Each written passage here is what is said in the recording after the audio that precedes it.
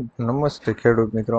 ખેડૂત માહિતી કેન્દ્ર ચેનલમાં આપનું હાર્દિક સ્વાગત છે. ખેડૂત મિત્રો, આજે આપણે જોવાના છીએ ગરમીએ તોડ્યા તમામ રેકોર્ડ. દેશભરમાં ગરમીએ તેના રેકોર્ડ બનાવ્યા છે. આ વચ્ચે હવે દિલ્હીમાં તાપમાન 50 ડિગ્રી સુધી પહોંચ્યું છે. રાજસ્થાનમાં 25 વર્ષનો રેકોર્ડ તૂટ્યો છે. પિલાનીમાં 25 વર્ષમાં આ વખતે સૌથી વધુ તાપમાન 49 ડિગ્રી નોંધાયું છે. ચુરુમાં 50.8 ડિગ્રી અને જેસલમેરમાં તાપમાન 50ને પાર નોંધાયું છે. અનેક જિલ્લામાં રેડ એલર્ટ જાહેર કરાયા છે. કાશ્મીરના કાંજીગુડામાં ગરમીએ 43 વર્ષ અને પહલગામમાં 22 વર્ષનો રેકોર્ડ તોડ્યો છે. કોંગ્રેસની 3 મોટી ગેરંટી. ખેડૂતો માટે જે ખેડૂતો લડી રહ્યા છે એમએસપી કે જે ટેકાના ભાવ માટે લડી રહ્યા છે, જેમાં સ્વામિનાથન ફોર્મ્યુલા આપવામાં આવી હતી અને આ ખેડૂતો માટેની સૌથી મોટી અને મહત્વની ફોર્મ્યુલા છે અને ફોર્મ્યુલા અંતર્ગત કેટલાક ટેકાના ભાવ નક્કી કરવામાં આવે છે તેવી ગેરંટી આપવામાં આવી છે. ખેડૂતોના દેવા માફ કરવા અને દેવા માફીની રકમ નક્કી કરવા માટે એક સ્થાયી કૃષિ દેવા માફી આયોગ કમિટીની રચના કરવામાં આવે છે. એટલે કે ખેડૂતોનું કેટલું દેવું માફ કરવું, કેવી રીતના કરવું, ના માફ કરવું, ક્યારે અને કેટલી વાર કરવું, એ માટે એક ખાસ કમિટી બનાવવામાં આવશે. આ જો આવનારા સમયમાં કોંગ્રેસની સરકાર બનશે તો ખેડૂતો માટે એક ચોક્કસ આયોગ બનાવવામાં આવશે, જેમાં દર વર્ષે અને જ્યારે જ્યારે જરૂર પડે ત્યારે ખેડૂતોના દેવા માફ કરવામાં આવશે. ખેડૂતોના વીજ બિલ થશે માફ. ઉર્જા મંત્રી કનુભાઈ દેસાઈએ ગૃહમાં મહત્વની જાહેરાત આપી એટલે કે જાણકારી આપી છે, જેમાં ખેડૂતોને ખેતી માટે વીજ કરારમાંથી મુક્તિ અપાય છે. ગુજરાતમાં ખેડૂતોને આવક બમણી કરવાના ઉદ્દેશ્ય સાથે ખેતી માટે વીજ કર વસૂલવામાં આવતો નથી, તેમને મુક્તિ આપવામાં આવી છે. અગાઉ ગ્રામીણ વિસ્તારમાં વીજ કર 2007માં 10% હતો, જેને વર્ષ 2012માં ઘટાડીને 7.50% કરવામાં આવ્યો છે. જેમાં પણ 250 યુનિટ સુધી કોઈ વીજ કર વસૂલવામાં આવતો નથી. ઉર્જા મંત્રીએ જણાવ્યું છે કે રાજ્યના ખેડૂતોને વીજળીના ફિક્સ ચાર્જમાં રાહત આપવામાં આવશે. માટે રાજ્ય સરકારે મીટર આધારિત બિલ વીજ ભરતા ખેડૂતોને વીજ બિલ ફિક્સ ચાર્જમાં રાહત આપવાનો ખેડૂતો લક્ષી નિર્ણય લેવામાં આવ્યો છે. જનધન ખાતામાં 10,000 જમા. જે લોકોનું જનધનમાં ખાતું છે તેમના માટે એક સારા સમાચાર બહાર આવ્યા છે. આવનારા લોકસભા ચૂંટણીના પરિણામો બાદ જનધન બેંકમાં ખાતું હોય તેમને પૈસા આપવામાં આવશે. તમને જણાવી દઈએ કે સરકાર દ્વારા જે લોકોનું જનધનમાં ખાતું છે તેમને ઓવરડ્રાફ્ટના રૂપમાં 10,000 આપવામાં આવશે. જો તમારા બેંક એકાઉન્ટમાં પૈસા નથી તો પણ તમે આ રકમ મેળવી શકો છો અને તેનો ઉપયોગ કરી શકો છો. આ રકમ મેળવવા માટે તમારે જનધન બેંકમાં જવું પડશે અને ઓવરડ્રાફ્ટની સુવિધા મેળવવી પડશે.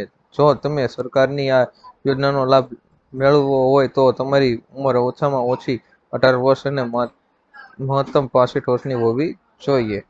રાશન કાર્ડ ધારકો આપે ધ્યાન. છેલ્લા કેટલાક વર્ષોમાં સરકાર દ્વારા તમામ વિભાગોને ઈ-કેવાયસી દ્વારા ગ્રાહકોના આધાર કાર્ડ સાથે લિંક કરવાનું કામ કરવામાં આવી રહ્યું છે.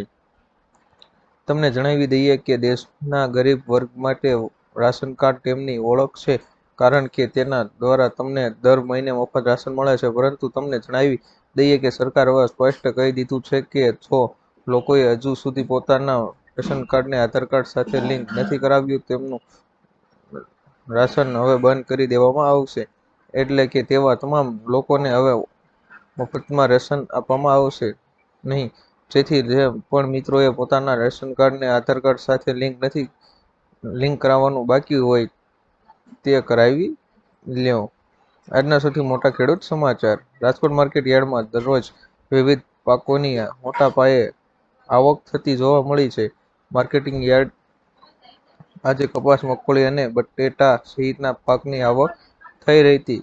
રાજકોટ માર્કેટ યાર્ડમાં ખેડૂતોએ માંગ્યા મોઢે ભાવ મળતા હોવાથી ખેડૂતો પોતાનો પાક લઈને વહેલી સવારથી જ પહોંચી જાય છે. રાજકોટ માર્કેટ યાર્ડમાં આજે મગફળીની આવક 4,000 ક્વિન્ટલ કરતાં પણ વધારે થઈ હતી. યાર્ડમાં ઝીણી મગફળીની આવક 2,000 અને જાડી મગફળીના 2,500 ક્વિન્ટલ આવક થઈ હતી. ઝીણી મગફળીનો ભાવ ખેડૂતોને 1,125 થી 1,280 ભાવ એક મણનો બોલાયો હતો, જ્યારે જાડી મગફળીનો ભાવ 1,130 થી 1,306 રૂપિયા એક મણનો ભાવ બોલાયો હતો.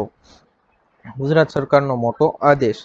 રાજકોટ ગેમ ઝોનમાં અગ્નિકાંડ પછી આજે રાજ્ય સરકારે તમામ જિલ્લાના કલેક્ટરોને આદેશ આપ્યો છે તે અનુસાર જેમની પાસે ફાયર એનસીઓ ન હોય તેમની સામે ગુનો નોંધવામાં આવ્યું છે.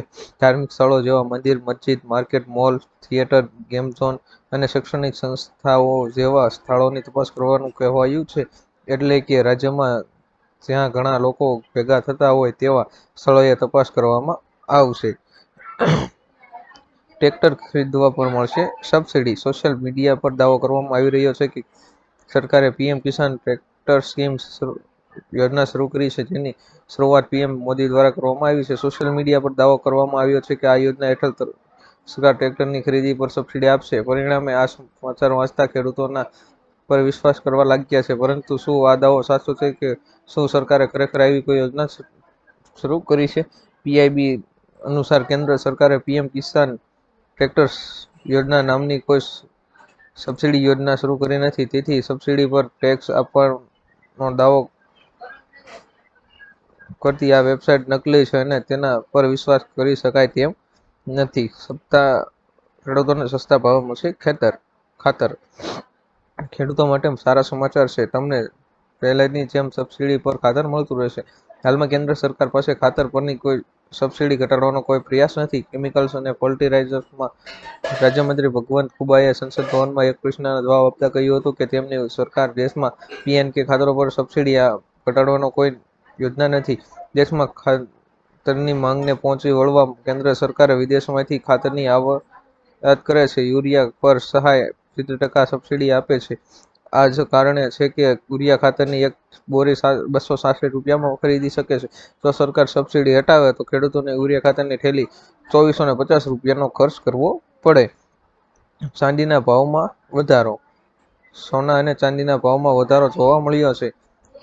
24 કેરેટ સોનું 145 રૂપિયા મોંઘું થઈને 72,336 રૂપિયા પ્રતિ 10 ગ્રામે પહોંચી ગયું છે, જ્યારે 22 કેરેટ સોનું 66,260 રૂપિયા છે. 18 કેરેટ સોનું 54,252 રૂપિયા પ્રતિ 10 ગ્રામે થઈ ગયું છે. તેમજ ચાંદી એક જ દિવસમાં 1,711 રૂપિયા મોંઘું થઈને 92,522 રૂપિયા પ્રતિ કિલો પર પહોંચી ગયું છે. ખેડૂત મિત્રો, આવનો વિડીયો જોવા માટે અમારી ચેનલ ખેડૂત માહિતી કેન્દ્ર ચેનલને સબસ્ક્રાઇબ કરો, શેર કરો અને લાઇક કરો કે આપ સુધી મારા આવનો વિડીયો પહોંચતા રહે.